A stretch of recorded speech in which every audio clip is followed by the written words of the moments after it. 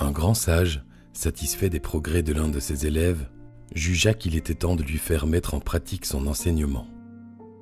Le jeune disciple s'installa dans une petite hutte près de la rivière pour continuer seul son apprentissage de la sagesse et de la paix. Chaque matin, le jeune homme enlevait son pagne pour se laver dans la rivière. Ce vieux morceau de tissu qu'il nouait autour de sa taille était tout ce qu'il possédait et il y était très attaché. Un jour, en sortant de l'eau, il trouva son pagne rongé et déchiré par les rats. Il se rendit au village pour emprunter du fil et une aiguille et pouvoir ainsi le réparer. Mais le lendemain, son pagne était à nouveau tout déchiqueté. Il recueillit alors un chat errant. L'animal chassa rapidement tous les rats des environs, mais le jeune homme avait maintenant besoin de lait pour le nourrir. Demander du lait chaque jour était trop exigé des villageois.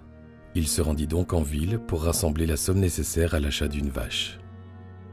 Au bout de quelque temps, il acquit enfin une vache qui lui donna suffisamment de lait pour lui et pour son chat.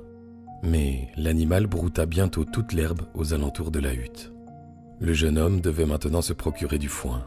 « C'est simple, pensa-t-il, il me suffit pour cela de cultiver quelques parcelles de terre. » Mais bêcher la terre et arracher les mauvaises herbes lui prenait une grande partie de la journée, et il n'avait plus le temps de méditer. Il engagea donc 2 paysans pour s'occuper du champ à sa place. Malheureusement, les 2 hommes venaient continuellement l'interrompre dans ses prières pour lui demander des instructions. « Si je me marie, pensa-t-il, ma femme s'occupera de régler tous ces problèmes et je pourrai me consacrer entièrement à mes méditations. » Il épousa donc une jeune fille sérieuse et travailleuse. Mais il lui fallut construire une maison, sa hutte étant bien trop petite pour 2. Pour payer la construction de la maison, il dut faire labourer plus de terre et planter plusieurs champs. Petit à petit, sans s'en rendre compte, il devint l'un des hommes les plus riches de la région. Il habitait maintenant une immense maison et des dizaines de paysans cultivaient ses terres. Mais la gestion de l'ensemble de ses biens lui prenait tout son temps. Il n'avait plus désormais une seule minute de tranquillité. Quelques années plus tard, le sage, voulant savoir ce qu'il était devenu, vint lui rendre visite. Il fut surpris de découvrir une belle demeure là où jadis se trouvait la petite hutte. Le sage s'adressa à l'un des nombreux serviteurs pour demander si quelqu'un savait ce qu'était devenu le jeune homme qui habitait là autrefois. À cet instant, il vit son ancien disciple sortir de la maison.